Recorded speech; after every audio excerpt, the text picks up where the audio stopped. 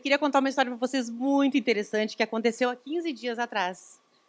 Eu estava almoçando em Chiang Mai, na Tailândia, com um grupo de amigas, um grupo de mulheres que viajavam comigo, quando, de repente, eu senti que alguma coisa estava acontecendo. A gente estava num restaurante, almoçando, estávamos ansiosíssimas com aqueles sabores todos que estavam chegando, a gente estava super excitada naquela semana, porque a gente estava fazendo uma imersão numa cultura diferente. Mas, durante o almoço, alguma coisa começou a acontecer e eu comecei a observar.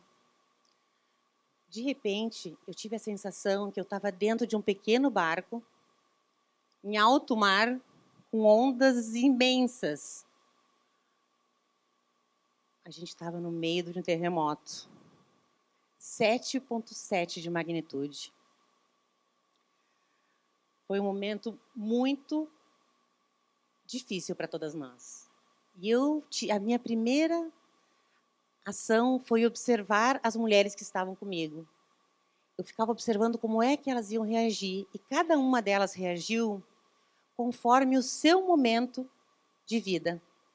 Eu observei, inclusive, que as que tinham filhos pequenos e que tinham trabalhos importantes para entregar quando voltassem para o Brasil, estavam muito mais nervosas que as outras. E eu fiquei completamente estática, parada, como se eu fosse uma espectadora, porque eu não tinha a mínima ideia do que eu deveria fazer naquele momento. Eu só tinha um pensamento na minha cabeça. Eu olhava para aquelas mulheres que estavam comigo e eu pensava, eu preciso cuidar destas mulheres. E por que eu estou contando essa história para vocês hoje, que aconteceu há 15 dias atrás? Porque essa pergunta vem comigo há muitos anos. Quem é que cuida das mulheres que aparentemente não precisam ser cuidadas? Vocês já observaram que a gente separa as pessoas em grupos? Eu, por exemplo, faço parte das mulheres que no papel tem tudo. Eu tenho uma boa formação escolar, eu tenho independência financeira. Então, eu faço parte do grupo das mulheres que não precisam ser cuidadas. Só que ninguém enxerga o medo e a solidão que a gente sente. O medo da mulher que inspira, mas que não sabe a quem recorrer quando ela precisa ser inspirada. O medo da mulher forte, que ela sabe tudo, que ela toma conta de tudo, que está sempre no comando. Eu tenho andado pelo mundo nos últimos anos com muitas mulheres. A gente vai para países diferentes. Nós começamos indo para países como Portugal, Espanha, México, porque o que eu queria criar com essas mulheres era uma cultura, a cultura da observação, a cultura da observação de um novo ambiente. E essas mulheres, todas mulheres líderes, que quiseram fazer essas experiências junto comigo. Essas mulheres que viajam comigo, elas me dão muito trabalho durante todas as nossas viagens. Sabe por quê? Porque eu costumo dizer para elas, quando a gente monta as experiências, que eu não vou passar o roteiro para elas. Que surpresas fazem bem ao coração. Então, não vou contar para elas o que vai acontecer. E elas ficam furiosas comigo. Muitas delas, inclusive, não vão viajar comigo, desistem. Porque não é fácil mesmo se entregar numa experiência dessas. Agora, a gente já começou a fazer umas viagens muito mais profundas. Agora a gente está indo para a Tailândia, a gente está indo para a Índia, para o Marrocos, para o Japão, para a Coreia, para a África do Sul, porque agora eu quero que elas entendam o quanto é importante trazer novas possibilidades de culturas muito diferentes das nossas. O que se observa com essas mulheres fortes é que elas não se deixam ser levadas. Porque quando eu chego no roteiro, eu digo para elas assim, gente, até aqui vocês estavam à frente dos seus negócios, das suas famílias. A partir daqui, eu gostaria de cuidar de vocês. Me permitam que eu trace o nosso destino nessa semana. E todas elas, sem exceção, têm muita dificuldade de se deixar levar, de se deixar guiar. E sabe qual é a consequência disso? A consequência disso é que nós estamos vivendo o maior problema da nossa era. Nós estamos vivendo uma pandemia que se chama, pandemia silenciosa, que se chama solidão. A OMS, inclusive, em 2023, criou um departamento internacional só para trabalhar sobre isso. Países como o Japão, Dinamarca, Alemanha, também trabalham profundamente sobre esse tema. E o Reino Unido criou até o Ministério da Solidão. Aqui no Brasil, nós estamos andando a passos lentos sobre esse tema.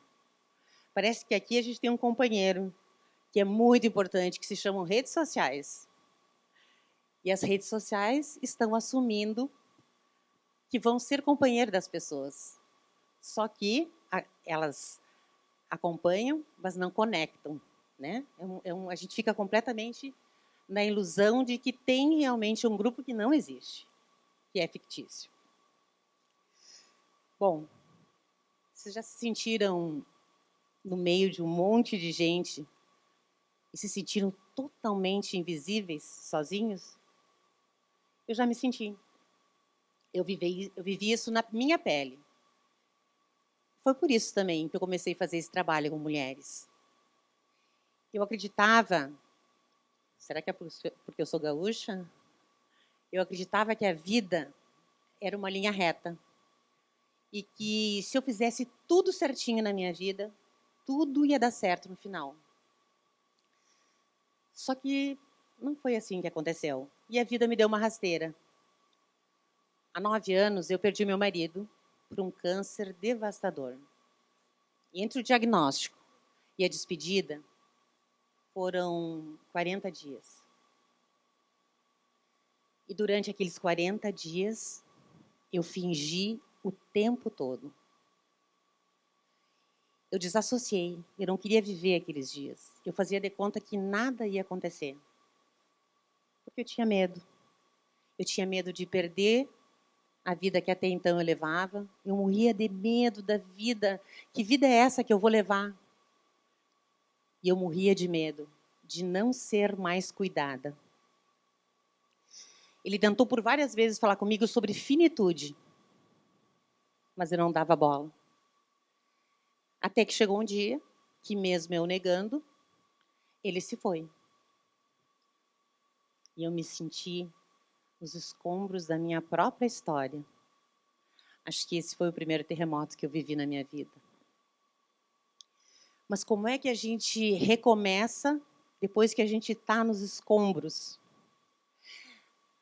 Nós, mulheres fortes, somos ensinadas a sermos independentes, nós somos ensinadas a tomar conta de tudo, mas ninguém ensina para a gente como é que a gente passa por cima do medo que a gente sente. Eu sabia, depois desse meu terremoto pessoal, eu sabia que eu não queria mais ficar sozinha, mas eu também não queria ficar com qualquer companhia. Eu queria me conectar com mulheres que realmente se enxergassem. Vocês não sabem como isso é difícil. Não valia mais a pena a gente ficar fazendo reuniões de networking, ficar trocando cartões. A gente tinha que ter alguma coisa muito mais profunda que isso. Como é que a gente faz para criar alguma coisa nova? Como é que a gente inventa um novo modelo de relacionamento? Bom, mesmo com 58 anos, e não sendo nada preparada para as questões digitais, eu costumo dizer que eu não sou digital, eu passo o dia inteiro postando, gente. E eu resolvi que eu queria me encontrar com mulheres que rompessem padrões, ou que já tivessem rompido padrões. Então, eu usei a inteligência artificial. eu resolvi, através da inteligência artificial, convidar um grupo de mulheres que eu admirava muito, que me inspiravam, para fazer parte de uma grande mesa de criação. E aí eu criei um cenário. Criei um cenário para aquela nossa reunião. E eu chamei algumas mulheres. Quando eu cheguei, estavam lá a Michele, não quero me esquecer, era a Michele, a Coco, a Frida, a Clarissa e a Malala. Quem vocês estão pensando? Era a Michelle Obama, a Frida Kahlo, a Malala Yousafzai, a Coco Chanel e a Clarissa Lispector. Eu pedi para que elas criassem junto comigo um espaço onde nós, mulheres, pudéssemos criar juntas, não receber nada pronto, a gente criar juntas um novo modelo de relacionamento. E cada uma delas deu a sua opinião. E no final, elas me deixaram uma frase. Eu quero dizer para vocês que com 58 anos eu já não consigo decorar. Trouxe as frases aqui. A Michelle Obama, ex-primeira-dama dos Estados Unidos e muito ligada às questões educacionais, me disse assim: a sua história é só sua. Nunca deixe que alguém defina o que você pode ou o que você não pode ser. Frida Kahlo, com aquela sua energia de artista, me falou: pés, para que os quero, se eu tenho asas para voar? Coco Chanel, conhecida por sua postura inabalável, me disse: ousadia não é uma escolha, é um caminho. Seja fiel a quem você é e nunca tema romper padrões. Malala Yousafzai, uma menina e já ganhadora do Prêmio Nobel da Paz, sorrindo me disse: uma voz pode mudar o mundo. Não subestime o poder de inspirar outras mulheres. E Clarice Lispector, com toda a sua profundidade, ela me disse: enquanto eu tiver perguntas e não houver respostas, eu continuarei a escrever. Mas eu vou dizer um negócio para vocês. Depois dessa reunião maravilhosa e que elas foram embora, eu fiquei sozinha e eu senti muito medo. Eu senti medo de não ser suficiente. Eu senti medo de não conseguir colocar aquele projeto em pé. Eu senti medo de não ser entendida. Então, naquele momento, uma outra mulher me inspirou. Aliás, me pegou pela mão. Uma mulher que eu mesma criei. Uma mulher que cresceu me observando. Uma mulher que tem todos os traços que eu gostaria de ter. A minha filha. Ela me olhou, sentiu o meu medo e me disse: mãe, o teu projeto tem consistência, tem histórico, tem alma. As pessoas vão ter muita sorte de participar. E é com essa certeza destas palavras que eu me levanto para dizer para vocês que uma mulher, quando se levanta, ela nunca se levanta sozinha. Ela traz com ela todas as mulheres que vieram antes e todas as mulheres que ainda virão. Muito obrigada.